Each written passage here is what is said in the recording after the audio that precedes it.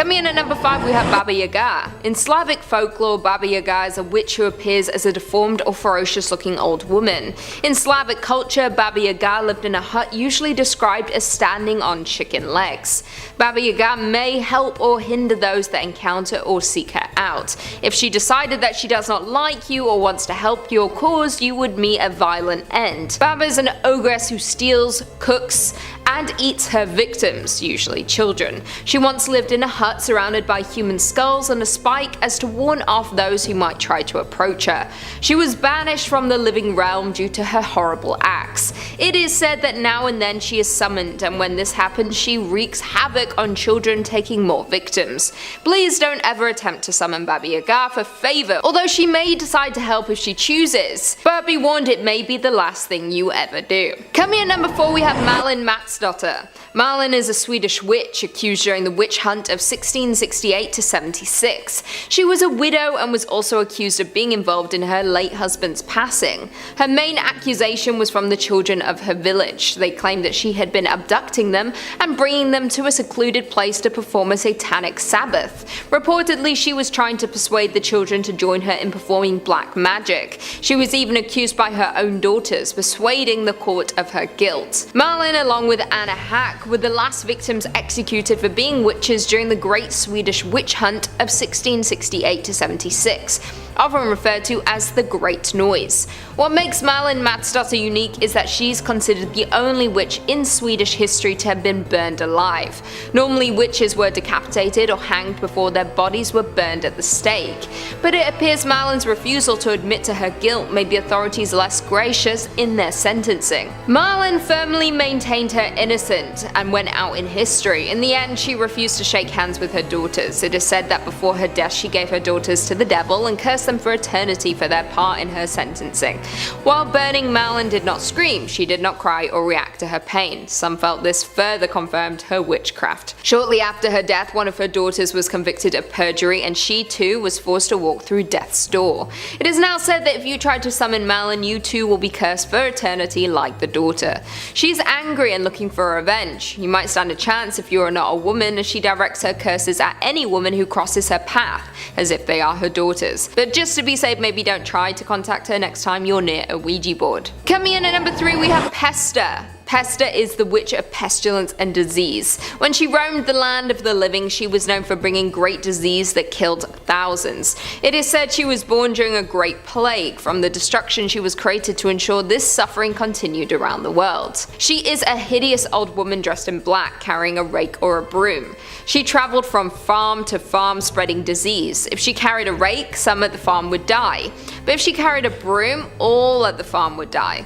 The Black Plague was first brought to the northern countries via a ghost ship. In 1349, a ship carrying wool set forth from England headed north, but before the ship reached its destination, one by one, they started to get sick and die. Any attempts to quarantine the sick failed. The ship should have sunk or stayed lost at sea, but it is believed that Pesta guided the ship to shore and it reached Bergen Harbour in Norway. I've been there. Rats and fleas on board which carried the plague made their way into the country. The Black Death then spread to Sweden and then into Russia in 1351. This plague was so deadly it killed a third of Denmark's population and half of the people in Norway.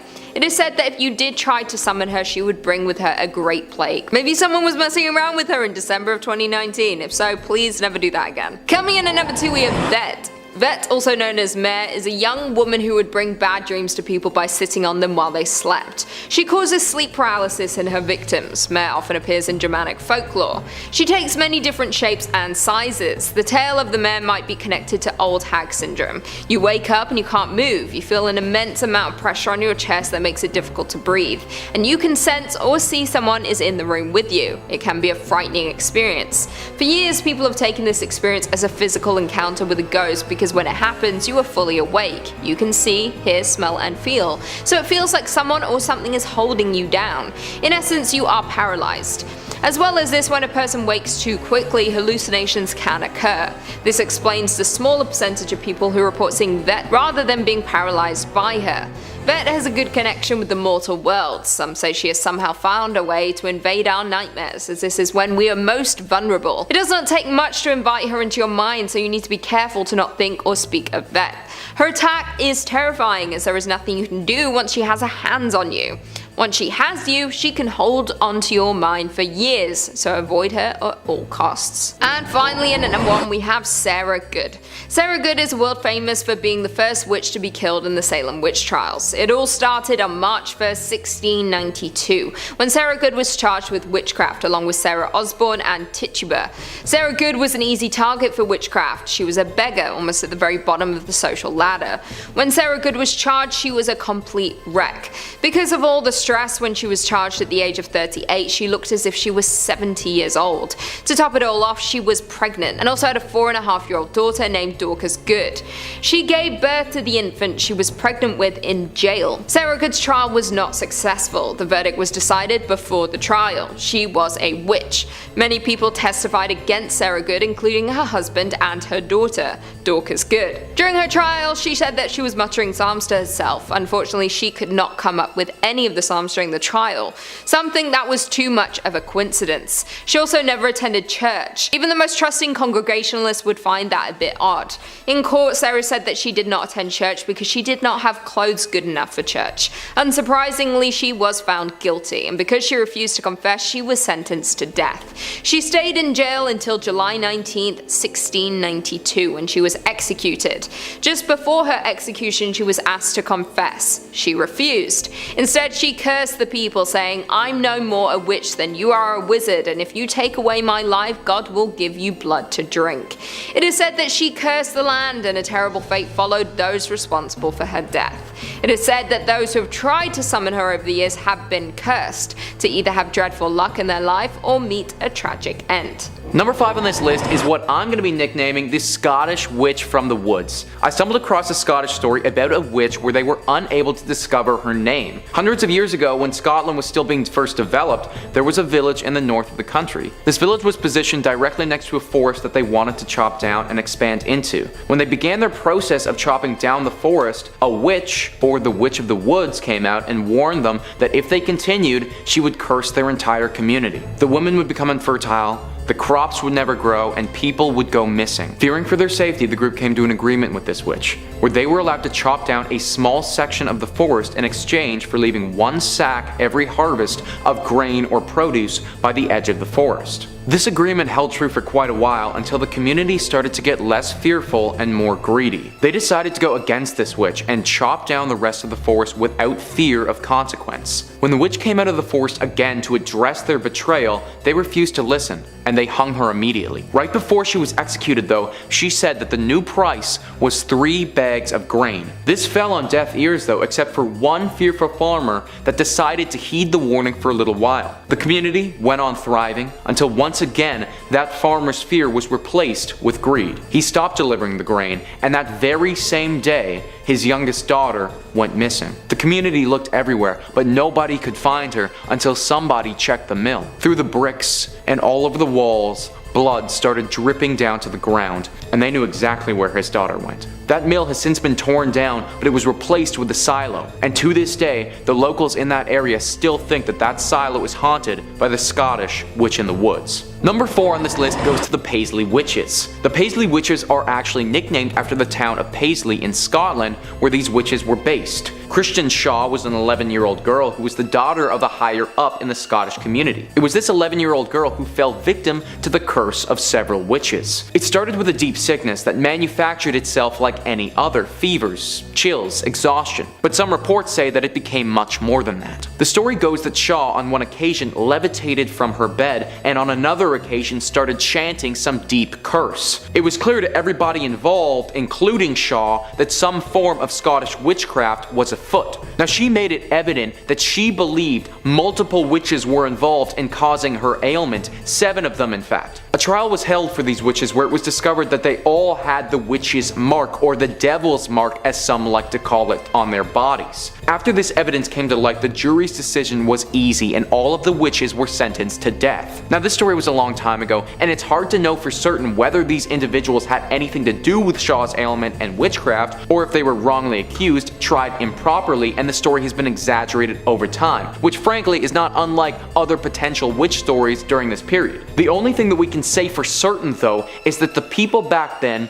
and the 11-year-old Christian Shaw believed wholeheartedly that this group of Paisley witches was just that, witches. Number 3 on this list is Helen Duncan. Helen Duncan was a Scottish witch who traveled throughout Europe and actually isn't that far removed from present day. She died in 1956 and is known by some to be the last Scottish witch. As a young girl, she was considered by most to be a normal, albeit outspoken and loud, growing child. It wasn't until midway through her life that she started seriously practicing witchcraft. Helen garnered a name for herself by regularly performing seances every evening and having the ability to communicate with the dead. During her nightly rituals, she would invite viewers to come and watch. These viewers had reported seeing the materialization of ghostly figures directly in front of their eyes when Helen entered her deep witchly trance. Helen was also capable of and would often excrete a strange-looking ectoplasm from her mouth while she was doing this. And if this wasn't enough, Duncan could also see things that others couldn't.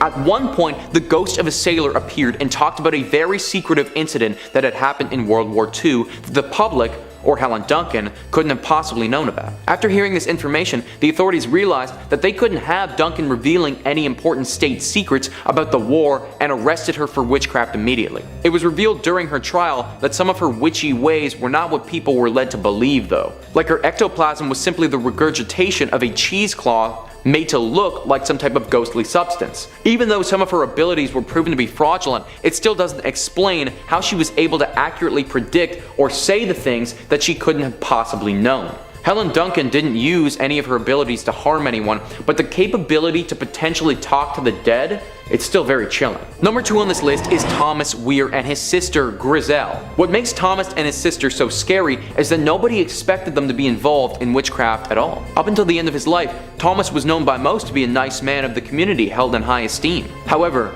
nearing the end of his life, Thomas came clean about who he really was, telling the entire community during a religious service that he and his sister had been performing witchcraft for years, going into deep detail about how they had consistent communication with the devil and had devoted their entire lives to carrying out his bidding. This bidding manifested itself in many different ways, most of which involved causing harm to others, or in Thomas's case, getting it on with animals.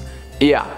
He was a weird dude. At first, the community barely believed him, but after the sister came out and corroborated his story in detail as well, they started piecing it together. Thomas was always walking around with a big black staff. The neighbors had reported hearing strange sounds in the evening coming from their home and weird lights going off. Suddenly, the guy that everybody thought they knew as their nice, friendly neighbor was somebody else entirely. Reports say that when he was burned at the stake, he took far longer to die than a human should. Also, his staff was burned with him, and it emitted an extremely strange sound and moved in unnatural directions when it was burning, as if it was being possessed by some force. I suppose that in the case of Thomas and Griselle, they had done such a good job at hiding their identities as witches and had been extremely methodical with their crimes, that before they died, they just had to let the world know just how evil they actually were. Number 1 on this list is Isabel Gowdy. Isabel was a Scottish witch from the 1600s, and frankly,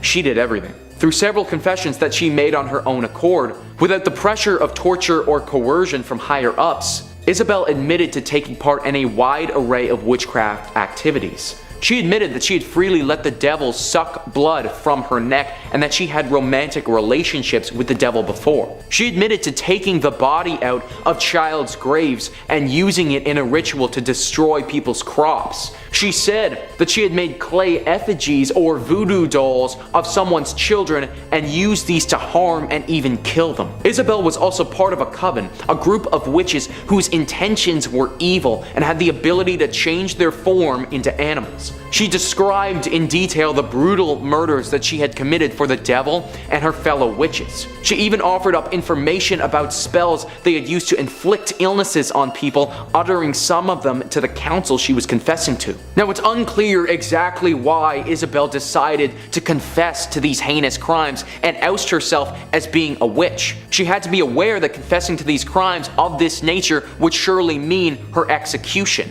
It had been said, though, that she felt extreme guilt for her crimes, and that's why she decided to come forward and accept the consequences as they were. Regardless of what her intentions were, though, Isabel Gowdy has to go down as one of the most dangerous known witches in Scottish history. Starting off this countdown, we have Tituba. Tituba is a pretty famous name when it comes to the Salem witch trials because she was the first woman to be accused of practicing witchcraft. So Tituba was a young slave who was under the order of a man named Samuel Parris.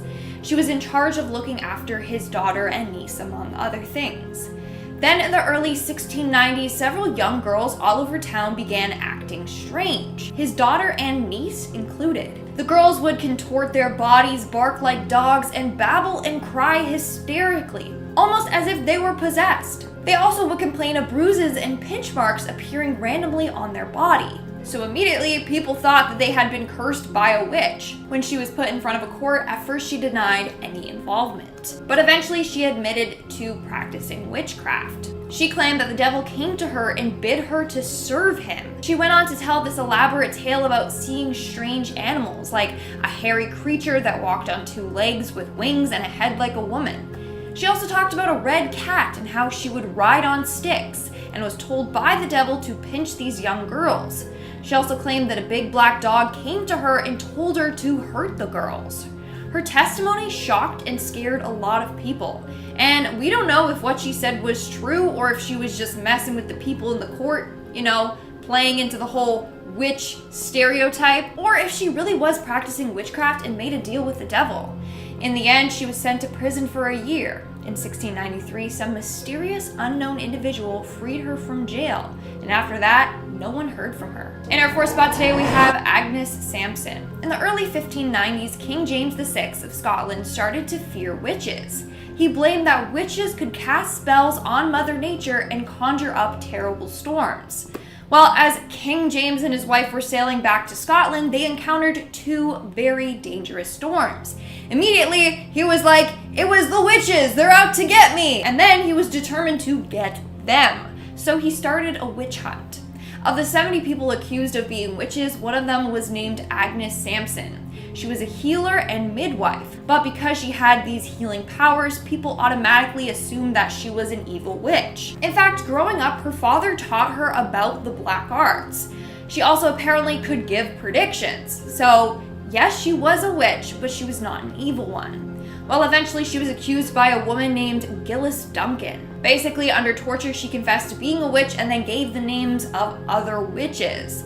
That's when Sampson's name was brought up. She was then tortured as well, and her body was shaved and revealed a witch's mark. In the end, under torture, she confessed to being allies with Satan and said that she conspired to kill the king. She was later burned to death. Now it's said that the ghost of Agnes haunts the Palace of Holy Roadhouse. A number of people have seen her roaming around naked after she was stripped and tortured. Moving on to number 3, we have Malin Matsdotter. In July of 1676, Swedish widow Malin Matsdotter was reported for being a witch. She was reported by her own daughters. They claimed that their mom would abduct a number of children and use them for a number of dark rituals. She was accused during the largest witch trial in Swedish history, the Great Noise. Now, was Malin actually a witch, or were her daughters just looking to get rid of her? Well, sadly, we don't know for sure. She may have indeed been practicing witchcraft, but she wasn't going around abducting kids. That part was never proven. Anyways, when she was put in front of the court, she always maintained her innocence. Her partner, on the other hand, Anna Simonsdottir Hack, was also accused of being a witch and apologized for her wrongdoings. These two women were the last victims executed for being witches. Anna was decapitated, but for Malin, well, they decided to burn her at the stake. She was the only witch in Swedish history to have been burned alive. Rumor has it that just before she was burned alive, she cursed both her daughters for eternity and gave them over to the devil. When the flames covered her body, apparently she did not scream, nor did she appear to be in pain.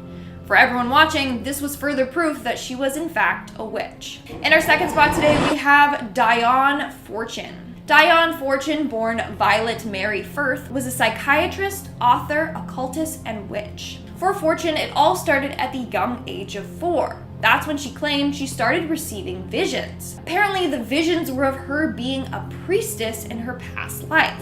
Then at the age of 20, she suffered a mental breakdown as a result of these psychic attacks, as she called them. During her recovery, she found herself drawn to the occult. From there, she began writing a number of books on the occult and witchcraft. In 1924, she founded a fraternity for people interested in the craft. It was called the Fraternity of Inner Light. In the fraternity, they engaged in a number of different practices and rituals.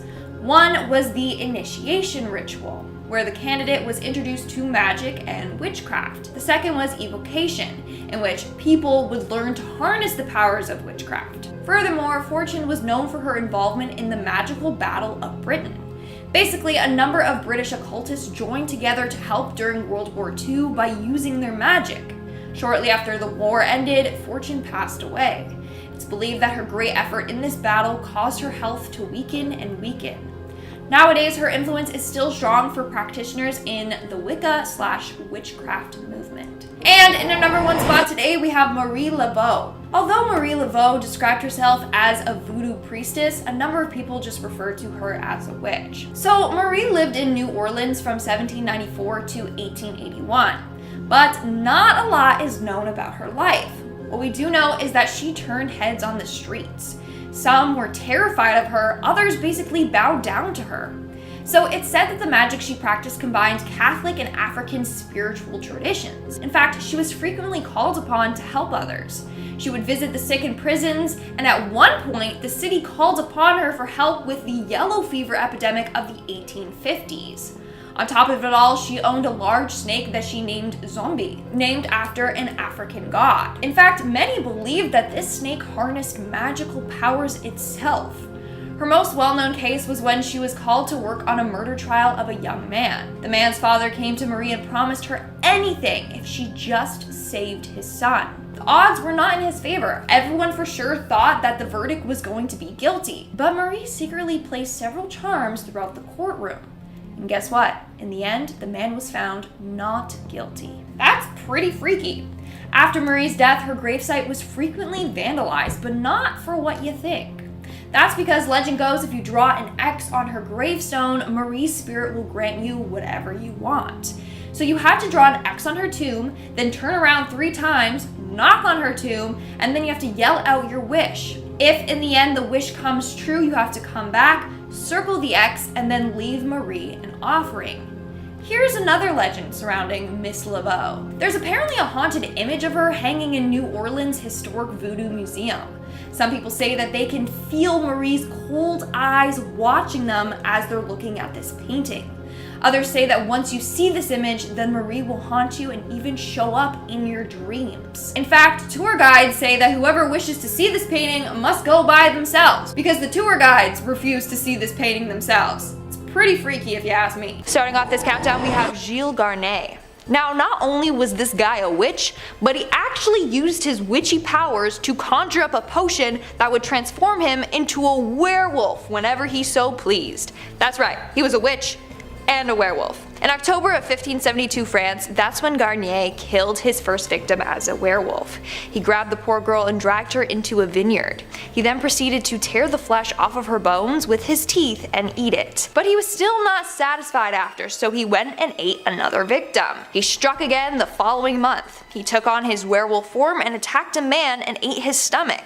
This kept going on and on until someone caught him. Well, actually, they didn't really know it was him at first, but they claimed that they saw some weird man-like beast crouching over and eating one of the victims. That's when the authorities were like, oh shit, there's a werewolf on the loose, and then they were out looking for this weird werewolf man. While they were out looking for him, people kept going missing like crazy, and eventually he was caught. One evening, a group of workers were traveling across towns when they spotted the werewolf man. As they got closer, they saw it was Garnier and obviously reported his ass to the authorities. At trial, he confessed to having stalked and murdered at least 4 individuals, but the number was indeed higher. In the end, he was found guilty of witchcraft and lycanthropy, and he was burned at the stake. Moving on to number 4, we have have Lasses Birgitta. Lasses Birgitta was an alleged Swedish witch back in the 1500s. In fact, she was the first woman executed for witchcraft in Sweden. Story goes that one night her and two men met up at a churchyard cemetery with plans to resurrect people from the dead using their witchy powers. When they arrived at the church, Lasses used her powers to open the church doors. This involved her circling the place 3 times and then blowing into the keyhole. Magically it opened for them and they entered. While in the church they were looking for a stole. You know, the scarf type pieces of cloth that are worn by priests? That was needed in order to complete the ritual. After finally finding it, she renounced God and swore herself to the devil. Somehow, people found out that the 3 had attempted to resurrect the dead and reported them. Lasses was decapitated for being a witch, whereas the other 2 men were just fined. That's rough, man. That's rough. I'm also glad that their plan to bring back the dead didn't work. Like, imagine they would have to fight off witches and then zombies. Crazy. Coming in at number 3 we have Agnes Waterhouse. Agnes Waterhouse, otherwise known as Mother Waterhouse, was the first woman in England to be executed for witchcraft. Agnes confessed to being a witch and having a familiar named Satan, which was her cat. Later on, the cat apparently took the form of a toad. The familiar originally belonged to her friend and fellow witch Elizabeth Frances, but was later passed along to her. Furthermore, apparently Agnes would use her sorcery for evil. In 1566, she used her witchcraft to try and cause illness to a man named William Fine, and he was not so fine. After that, she used her powers to kill her enemies' livestock and as well as cause them illness. And lastly, she also tried to kill her husband using her powers. In fact, at her trial, one of her neighbors, a 12-year-old girl named Agnes Brown, came forward and testified against her. She claimed that she was visited by a demon dog under the control of Agnes Waterhouse. So according to the girl, one day she was visited by this demon that looked like a black dog with a face of an ape with a short tail, a set of horns, and a silver whistle around its neck. The demon dog appeared at her home and asked for some butter. She refused, and apparently later that day he returned with a knife and threatened to kill her. She said that he was going to thrust his knife in her heart and kill her. When the girl bravely asked to send him, the dog just turned his head toward Waterhouse's home. On July 29, 1566, Agnes Waterhouse was executed. Before doing so, she repented and begged God for forgiveness. She also did admit that she was sending her familiar to hurt and damage her neighbor's goods. But her neighbor, a tailor named Wardall, had such strong faith that the familiar was unable to mess with him. In the end, Agnes was hanged for her crimes. Moving on at number 2, we have Elizabeth Frances. So Elizabeth Frances was friends with Agnes Waterhouse. Some even say that they were sisters. I don't know. But she was accused around the same time that Agnes was. She was the original owner of Satan, the white spotted cat, and her familiar. According to Frances, she received the cat from her grandmother, who was also a witch. Her grandmother, in fact, was the person who taught her all about witchcraft when she was only 12 years old. According to Elizabeth, her cat would speak to her in a strange hollow voice and also would do anything in exchange for a drop of blood, which is why they could get him to do all of their dark bidding for them. During trial, Elizabeth confessed to stealing sheep and killing a number of people, including a man named Andrew Biles. Andrew refused to marry Elizabeth after she became pregnant with his child, so she killed him. Later on, her familiar told her to make a certain concoction of herbs and to drink it, and that would terminate her pregnancy. She did, and it worked. Not only that, but when Frances finally married, she got her familiar to kill her husband and her daughter. Agnes also confessed to using her powers and familiar to kill one of her own pigs to see, what it could do. And then she also killed her neighbor's cows and geese after they got in an argument. She got in an argument with the neighbor, not with the cows and geese, thought I should clarify. As I said before, the cat eventually turned to a toad on its own. So Frances was the first witch to be accused, and then she was the one who told everyone about Agnes in order to get a lighter sentence. So Elizabeth wasn't killed right off the bat. But 13 years later, she was accused again, and that's when she was killed for witchcraft. And in our number 1 spot today, we have Laurie Cabot. The story of Laurie Cabot is one that still blows my mind to this day. So Laurie is the high priestess of the Salem Coven. She is well known among modern day witches. Now, Laurie would only ever use her powers for good and to help people. In fact, she was psychic, and she would use her psychic abilities in order to help police solve a number of crimes.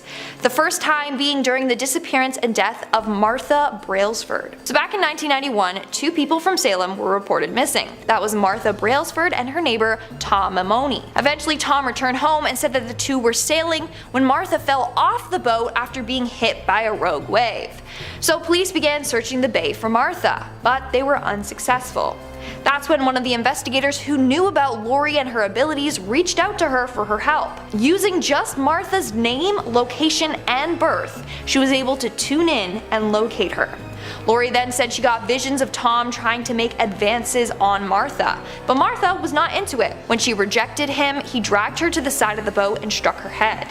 He then put weights on her hips and attached an anchor to her feet and tossed her overboard. She even saw exactly where in the water Martha was. And guess what? She was right about all of that. A local fisherman ended up finding her body in the location that Laurie had said, and Martha did indeed have anchors and weights attached to her body. When Martha's body was located, Tom fled, and so Laurie was once again asked for help, but this time locating Tom. She once again tuned in and got a vision of Tom in a cabin, and got a vibe he was on his way to cross into Canada.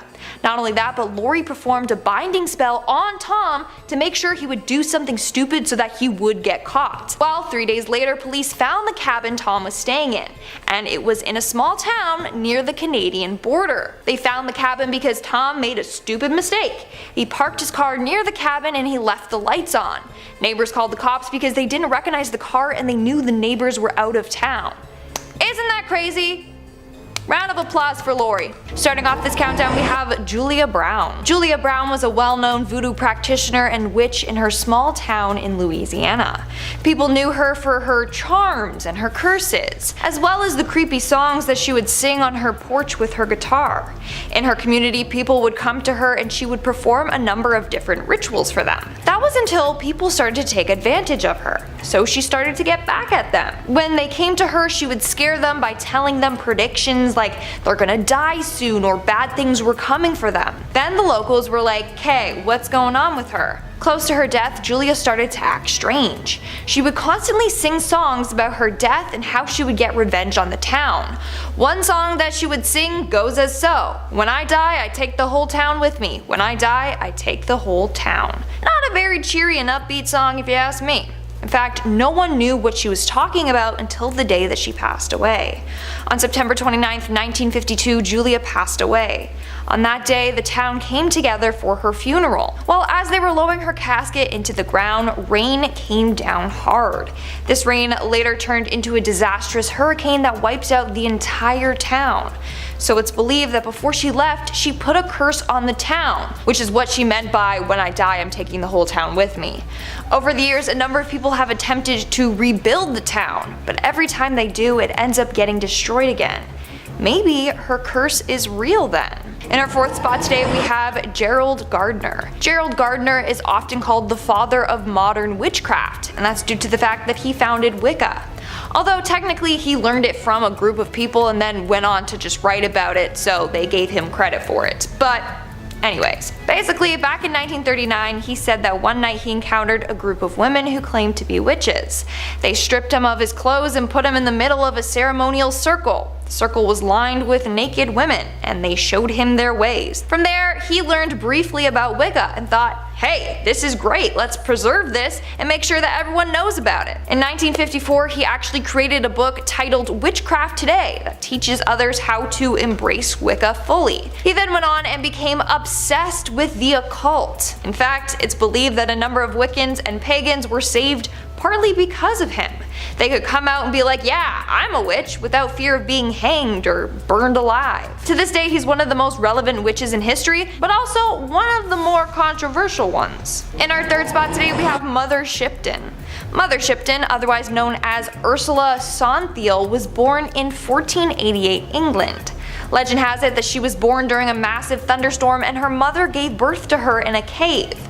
Her mother was only 15 at the time and was stuck raising Ursula in that cave by herself. That was until the monastery took her mother in and a local family took Ursula in. Eventually her mom was taken to a nunnery and they never saw each other again. Growing up, Ursula had a hard time fitting in. She had a large crooked nose, her back had a bend in it, and her legs were twisted. So right off the bat, people were like, yeah, she's a witch, just because of her appearance.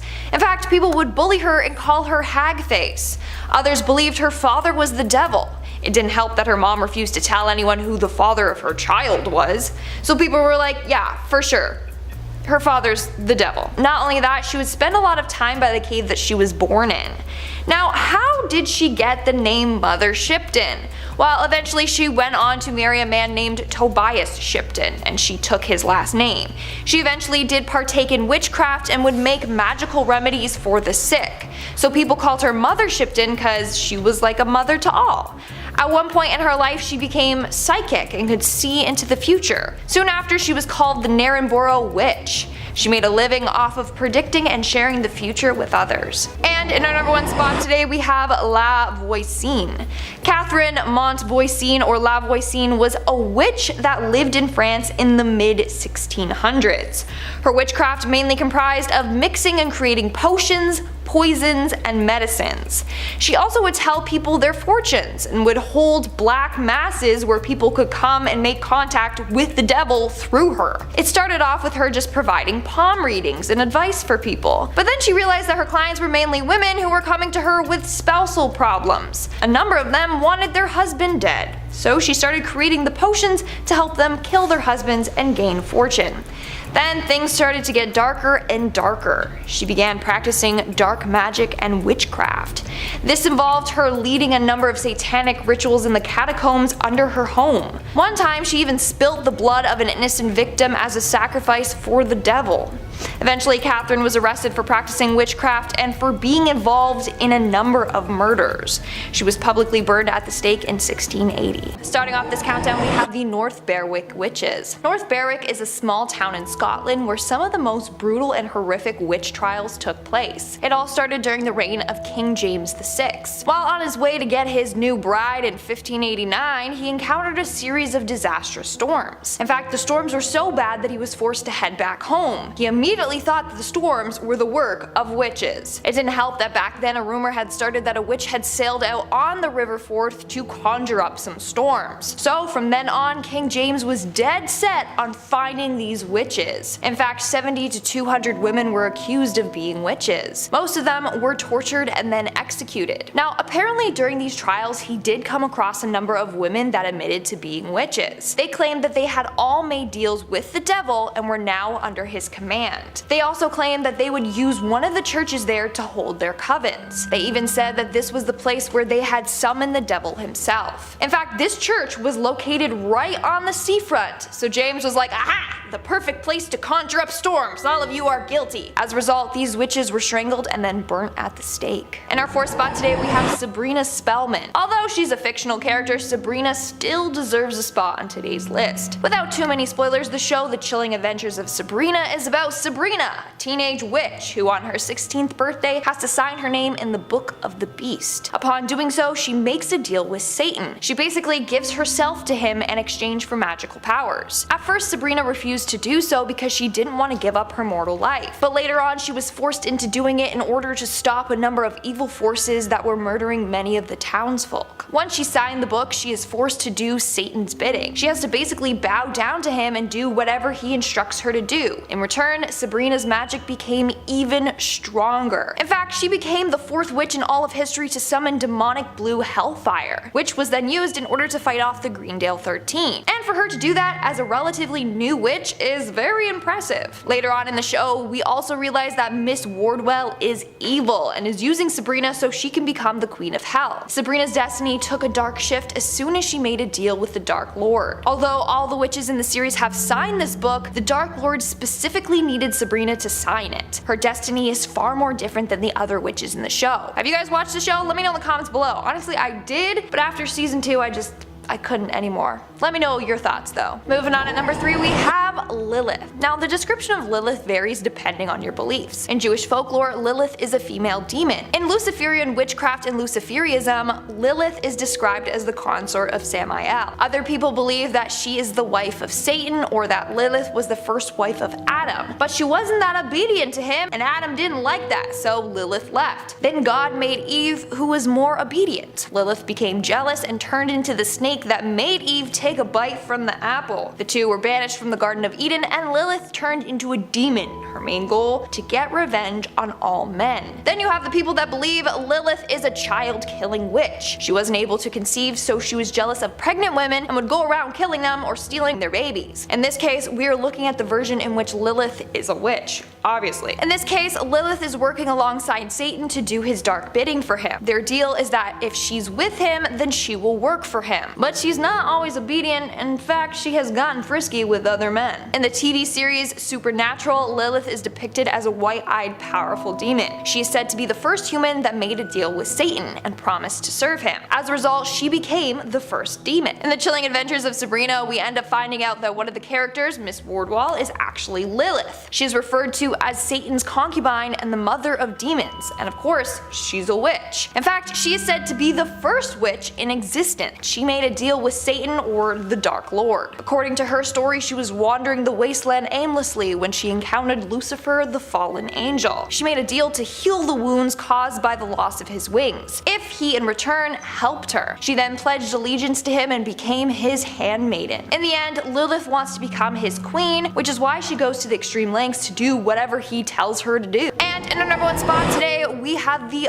Bowness witches. In 1679 in Bowness, Scotland, a number of women were accused of being witches. These women were Annabel Thompson, Margaret Pringle, Margaret Hamilton, Bessie Yicker, and another woman named Margaret Hamilton. Now during this time, the hype and fear of witches was dying down. So people were shocked that out of nowhere 5 women were being accused. But rumor has it these women had renounced their baptisms and had been in contact with the devil on a number of occasions. They apparently had eaten, drank, danced, and had intercourse with the devil. Annabel Thompson even admitted that she had made a deal with the devil for a better life. She had been widowed twice, and so she turned to the devil for help, and in return she would be loyal to him. She then invited the other women to come over and do all these things with the devil with her. The women then apparently formed a demonic pact with each other and Satan. One of the Margaret Hamiltons also admitted that she had met the devil. She claimed that the devil came to her in the form of a black dog, and she said that she was his servant for 3 decades already. And another was accused of using her witch magic to help get wealth. As a result, all the witches were found guilty and were strangled at the stake before being burned to ashes. Coming in at number 5, we have Hulda. Hulda is a witch who is rumored to live deep within the forest, secluded from the rest of the world. It is said that if you get lost in the woods, it is usually due to the influence of Hulda's magic. She influences children to wander off on their own so that she may trap them. She has also been known to offer magical favors to children who find her. She just requests in return they visit her again with their friends or siblings. Once Hulda has captured and trapped the children, she will cook and consume them, leaving no evidence behind that they were ever there. If she doesn't eat the children herself, she will serve them to the next children who find her home as a sick punishment. It is believed that Hulda once had a daughter. The daughter was evil and was using dark magic to hurt people, including the rest of Hulda's family. When Hulda lost everyone who she cared for, she destroyed her daughter to make sure she could never hurt anyone again. Since then, she has spent her days luring children to her and destroying them as she did her own daughter. So don't wander off if you're ever walking in the woods, and absolutely do not summon Hulda, or you might notice kids going missing around your neighborhood. Coming in at number 4, we have Agatha Harkness. Agatha is one of the original witches from Salem, though she was not caught. She started as one of the lower witches of her coven, but quickly rose in the ranks amongst her fellow witches. It is said that she practices dark magic. Her mother was once one of the greatest witches. She was confronted by the rest of her coven for practicing dark magic, something that was not allowed. They attempted to destroy her for her crimes, but they did not realize how strong her power was.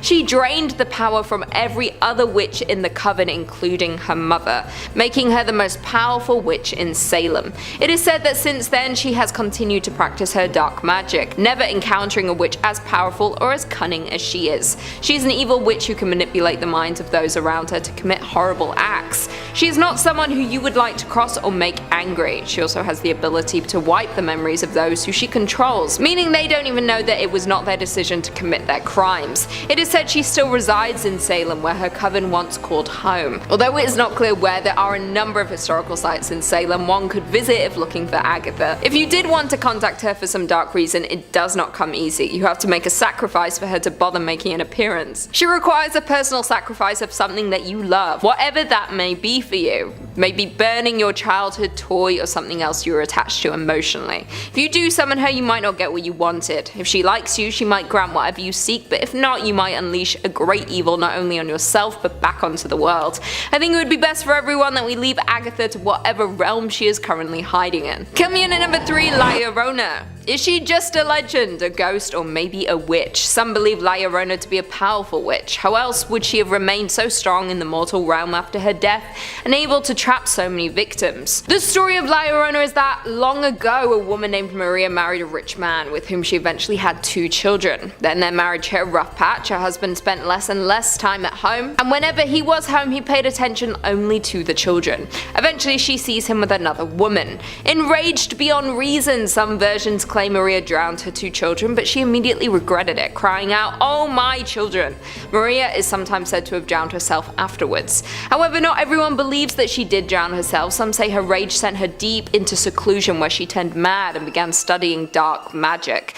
She wanted revenge from what her husband had done to her, but she got lost in her grief and rage and forgot her original reason. All she could think of now was her children and the anger she felt. Now she roams the earth looking to steal children from their mothers. Children are warned not to go out in the dark, for La Llorona might snatch them, throwing them to their deaths in the flowing waters. There is one warning: if La Llorona is stalking you as one of her next victims, you will hear her crying. Once you hear this, there is little that can be done to stop her. If you were to summon her, she would not benefit you in any way. There is no bargain you could strike with her. She only knows pain and destruction. Coming in at number 2, we have Sally the Dunstable Witch. The story of Sally came from the late 19th century about an elderly woman who lived in Dunstable, Bedfordshire. She was allegedly a little old lady living alone with her cat. When perhaps out of boredom or being fed up with her life, she turned to the dark arts. Allegedly, the town found out about her practicing dark magic. They stormed her house and pulled her into the town square. They proceeded to burn her at the stake. But Sally had planned for this. Somehow, she found a way to survive the burning and took a new form. As she burned, she cursed the village and promised to get revenge. On her return, she was plaguing the church, performing her magic to make the village believe the devil was among them. Scared, they called in an exorcist. He discovered Sally and her magic. It is said that he backed her into a corner and was able to trap her. Once trapped, they buried her in the graveyard. It is said that they gave her grave a peephole, as they always wanted to tell that she was still in there.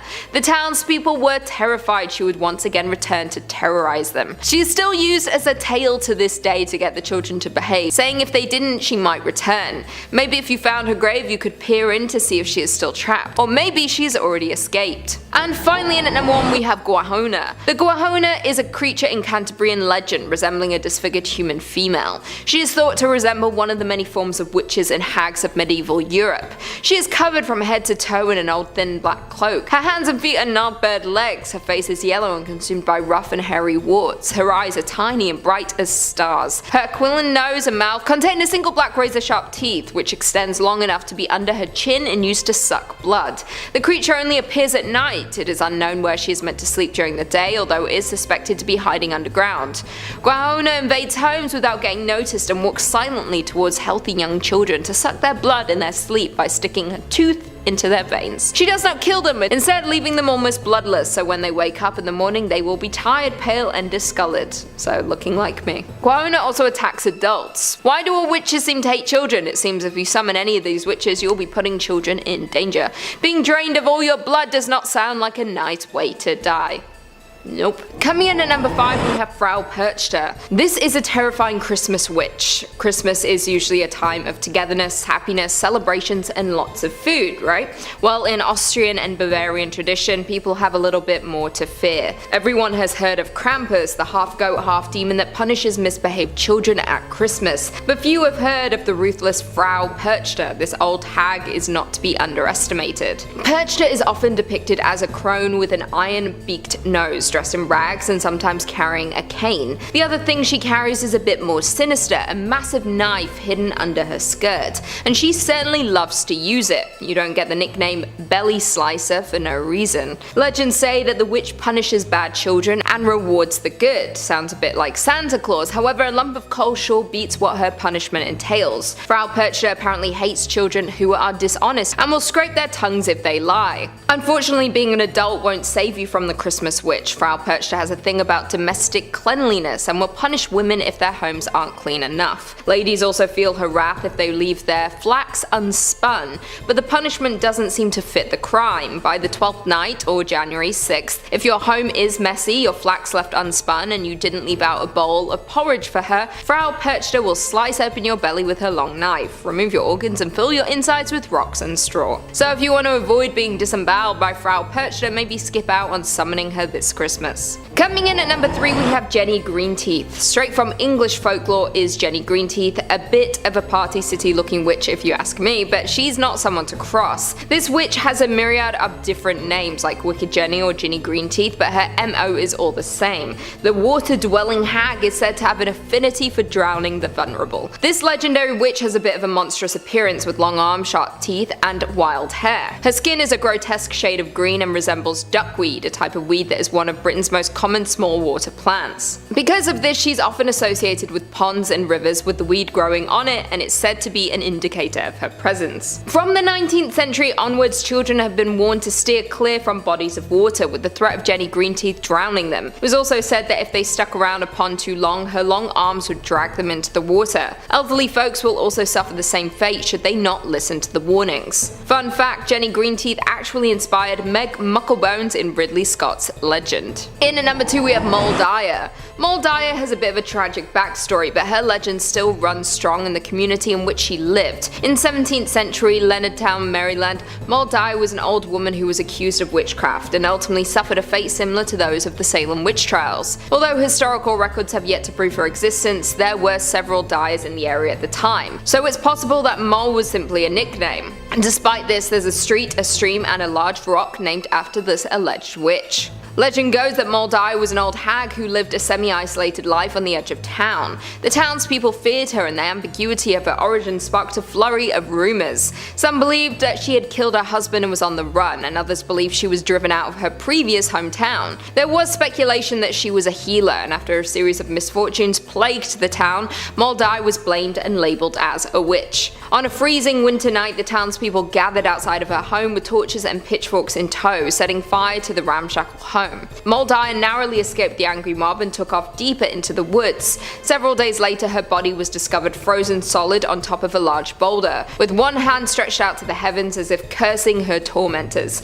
In the years after her passing, they say that the lands became uncharacteristically barren, livestock died, and the men responsible for leading the mob suffered bouts of terrible luck. Today, Moll Dyer is said to haunt the lands in which she died and can be found on the coldest of winter nights. The imprint of her body is apparently still embedded on the rock that she died on and is even on display in the town. Many believe that Moll Dyer partially served as an inspiration for the entity from the Blair Witch Project. We all know how that ends, so I would not recommend summoning Moll Dyer. And finally, in at number 1 we have the Bell Witch. In the top spot is none other than the infamous Bell Witch. The legend of the Bell Witch haunting is a staple in southern United States folklore, and a terrifying story at that, so terrifying that it even captured the attention of a US president. In the early 1800s, John Bell and his family settled in Tennessee on 320 acres of farmland along the Red River. For their first 10 years their life was good until one day things changed. Strange paranormal occurrences began to plague the family. They would hear pounding on the walls, chains rattling, and John Bell even saw a peculiar and unnatural looking creature. It had the head of a rabbit and the body of a dog. The haunting progressed, and soon the entity was snatching blankets off of the children as they slept and even began to develop a voice. The family would hear faint whisperings and what sounded like an old woman singing hymns. The activity only got worse and the entity began attacking the Bell's youngest daughter, Betsy Bell, leaving welts and handprints all over her face and body. Its voice strengthened over time and they would hear it quoting scripture, carrying on intelligent conversations and still singing hymns. Word of the supernatural phenomena spread like wildfire and even garnered the attention of Andrew Jackson before before he became the 7th President of the United States. When Jackson and his men went to investigate the claims, one man from his entourage was allegedly attacked by the Bell Witch, and said he felt pins being stabbed into him and was being beaten severely. Some allege that Jackson later said that he would rather fight the British at New Orleans than fight the Bell Witch. Maybe for good reason too, because John Bell became the main subject of her wrath. The Bell Witch apparently tormented him and caused a steep decline in his health. John Bell eventually died, and the witch took responsibility, claiming she had poisoned him. The Bell Witch is said to still haunt the property today, and is regarded as one of the most famous pieces of Southern lore. Starting off this countdown, we have the West Branch Witch. This witch is pretty famous in Ohio. So legend goes that there's this witch that many people have encountered in West Branch State Park. This witch tends to dress head to toe in all black. The first appearance was reported in 1960 by a man named B.A. Evans. He recently purchased a piece of land and later discovered a small cemetery on it. The cemetery contained 7 gravestones surrounded by a 40-inch wall. The gravestones are apparently from a family named the Elliots. Now, the headstone that gets the most attention is that of Clemenza. Clemenza was apparently killed by a group of townspeople after being accused of being a witch. As a result, she was pressed to death. A wooden board was placed on her, and then on top was piled with stones until, her body was crushed by the weight. To this day, her grave is marked by a pile of stones that rests on top of it. Now it's said that she haunts the graveyard and the surrounding area. In fact, on her graveyard is a curse that says, and I quote, "Remember youth as you pass by. As you are now, so once was I. As I am now, so must you be. Prepare for death and follow me." Now, if you read it out loud by her grave, she will apparently chase you away. Apparently, this whole legend is real though, and there is a curse upon her grave. One night, a group of hooligans took stones from her grave, which, hello, you're not supposed to do.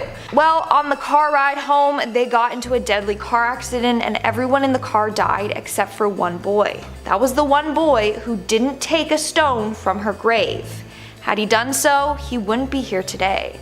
So, that is absolutely horrifying. No thanks. In our third spot today, we have the Aswang. A subscriber actually brought this next witch to my attention, so I thought I would include it in today's video, and hopefully I pronounced the name right, okay? So this witch is a shape-shifting evil spirit. It's not just a witch though. It can also transform itself into a vampire, a werebeast, and a ghoul. But unlike normal vampires, this creature can go out during the day and they aren't harmed by the sunlight, and they don't also sparkle. During the day though, they are often seen with bloodshot eyes because they just spent the entire night searching for houses that are holding wakes so that they can then go in and then steal the bodies and then eat them.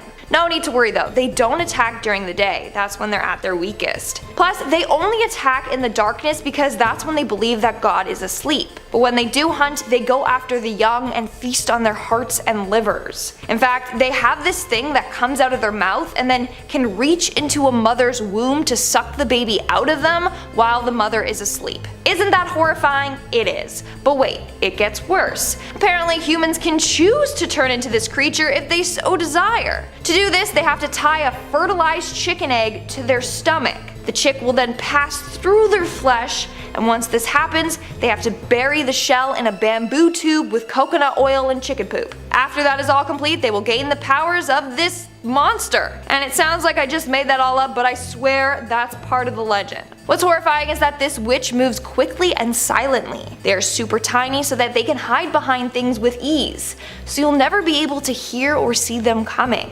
Now, these witches are said to be extremely wicked. If you ever cross one, they'll make sure you will pay. They'll put a curse on you so that bones or insects will come out of your bodily orifices. Like imagine just sitting there and then all of a sudden a spider crawls out of your eye or you start coughing up bones. Yeah, no thank you. That's why these witches are so highly feared. And in our number one spot today, we have the Chetapee. The Chetapee is this creepy witch/vampire creature from India. Legend goes that this creature is formed after a woman passes away during childbirth or after a woman takes their own life. You know the succubus demon? The demon that presents itself to men during sleep and tries to have their way with them and then can kill them? Well, this is the Indian equivalent to the succubus demon. This witch rides on a tiger during the night. She then sneaks into your home without disturbing anyone and attacks men in their sleep. She will then suck the life out of them through their toes. Yeah, you heard me, their toes. I don't know why she wants those hairy, stinky things near her face. Don't ask me. Anyways, some versions of this legend say that she has the power to change her form.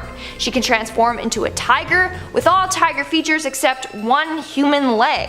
She also has hypnotic powers. She can cast a spell on the entire household so that everyone is in a trance-like state and won't wake up upon her entering. That's how she can come and go with ease. Now, this witch is so powerful that she can come after the strongest of men. And just like the succubus demon, she won't kill the man in one night. So she will revisit the house over and over again, slowly draining the life out of the man. She draws out his death, with the men falling weaker and weaker and not knowing what's causing it. Eventually he will grow so sick and pass away, and no one will know that this witch was to blame. Starting off this countdown, we have the Wabanaki Ghost Witch. This is a terrifying witch that scared Native American tribes for centuries. According to their legend, this witch was one who practiced evil magic when they were alive, and when they died, they came back to life as an undead monster. Its name is Scuddigamooch, and it craves human flesh and blood. The worst part, if it's coming for you, there's no stopping it. It will kill and devour any and everything that gets in its way. Now, during the day, this witch appears as an inactive human corpse, but as soon as night falls, the corpse comes to life and goes off searching for prey. In fact, it moves fairly quickly. It can transform itself into a ball of light and wisp around fast looking for someone to snack on. Once it finds its victim, it attacks from above, so you literally can't even see it coming. The legend also tells the story of one time this witch attacking a whole group of hunters and warriors. They were out spending the night in the forest when they were all attacked and killed one by this witch. I mean, it normally prefers to attack individuals who are on their own, but in this case, it must have been fairly hungry because it just devoured that whole group of men with ease. The only way to kill this witch is to burn her body right after she dies, or else she will come back to life and make your life a living hell. Coming in at number 4, we have Grýla. In Iceland, during the Christmas holidays, children have to watch themselves if they've been naughty that year. They don't find lumps of coal in their stocking. No, they run the risk of getting eaten by a nasty witch named Grýla. Grýla is depicted as a troll-like witch that lives in the mountains of Iceland. She has the ability to sense misbehaving children, and then she keeps note of all the kids who have wronged. Some depictions of her have her with hooves and 13 to 15 tails. Other depictions have her with nasty dirty nails, ears that droop to her chin, and eyes at the back of her head. Also, she's massive. You definitely don't want to get on her bad side. Did I mention that she likes stew? Stew, of course. That's where she puts the naughty children and then eats them right up. I should also mention that Grýla has been married 3 times. In total, she has 72 children. 72 children that she can send after you if you ever do her wrong. Some of these children are said to be murderers, others are said to be pranksters. With her most recent husband, she had 13 children who are called the Yule Men. They're kind of like the dwarves from Snow White, except they're evil. So the Yule Men are all gnome-like creatures that go around torturing households in their own way. They are named accordingly. For example, you have Spoon Licker that will go around licking all your spoons. Then when you go to use the spoon, you get a nasty taste in your mouth. Or you have Window Peeper. He likes to lurk outside your windows and then just watch you do stuff, you know? Sometimes he will even steal the stuff he sees. On the 13 days leading up to Christmas, these Yule lads will visit families one by one. Oh, you thought that was all? No, think again.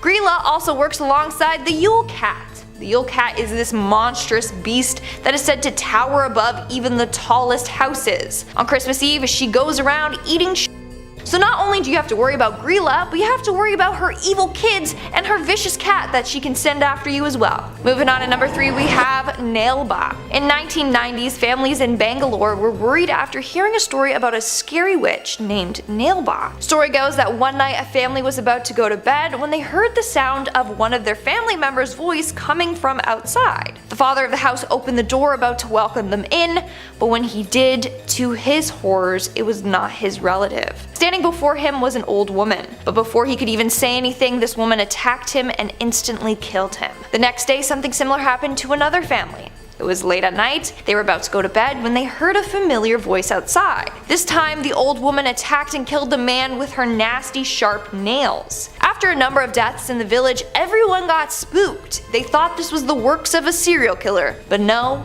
it was indeed something much worse. It was the work of this evil witch. And some believe the story to be true, and are fearful that they too will fall victim to her. In order to avoid encountering her, people would write Nailba on the door, which means come tomorrow. The witch would then see the sign and come again tomorrow to try and kill you. But as long as the words were still written on the door, you were safe for her. You know, like she'd come, oh, I'll come again tomorrow. Oh, okay, I'll come again tomorrow. You know, you get it. If not, she will try to trick you into opening your door for her, and then bam, you're dead. In our second spot today, we have La Lechuza. This is a popular witch in Mexican folklore. Legend goes that Lechuza was a woman that was caught practicing dark magic. The townsfolk were horrified and as a result had her killed. But Lechuza never fully died. She came back, taking form as a creepy bird lady, and promised she would seek revenge on the town. Now, she is a shapeshifter. She has the ability to look like a normal woman during the day, and then as a huge bird with a human's face during the night. I mean, her name literally means owl in English. So she's just this terrifying owl lady that likes to kill innocent people. In some stories, she is described as being 7 foot tall with a wingspan of 15 feet. She flies through the night hunting her prey. She often will perch on a tree branch and just watch from above. If you hear a bird screech at night, this is a bad omen. It's a sign that Lechuza is out looking for her next victim, and it could be you. Also, this witch can pretend to be a baby to trick her victims. She can disguise her voice and cry outside your door, so you're like, oh no, someone left a baby on my doorstep, and then you go outside and it's not Harry Potter left by Dumbledore. No, it's Lechuza, who will swoop down and carry you away with her sharp talons. She has the strength to carry a full grown man, so no one is safe. She's also known to attack from windows. You might be trying to sleep when all of a sudden you hear this annoying whistling or screeching noise coming from outside your window. You get so annoyed you whip the window open and bam, she'll attack you and scratch your eyes out. She's also known to run people off the road, so she's definitely someone you don't want to take on. And in our number 1 spot today we have Black Annis. Black Annis is a tall, nasty witch from English folklore. She is depicted as having a blue face with glowing eyes, long sharp teeth, and claw-like fingers, which she uses to rip the skin off of her victims. So this witch is said to haunt the countryside of Leicestershire. She waits in the woods there until she finds herself the perfect victim. She will then pounce on them, rip them open, and feast on them. She likes to drain them completely of blood by sucking it out of them, and then feasts on their insides. To make matters worse, she will keep the deceased with her, and once their skin is completely dried out, she will use the skin and sew it together to make clothes for herself. Like what the actual hell? It's giving me Buffalo Bill vibes for sure. Due to this legend, kids were told never to go into Dane Hills alone, for that's where she supposedly lives.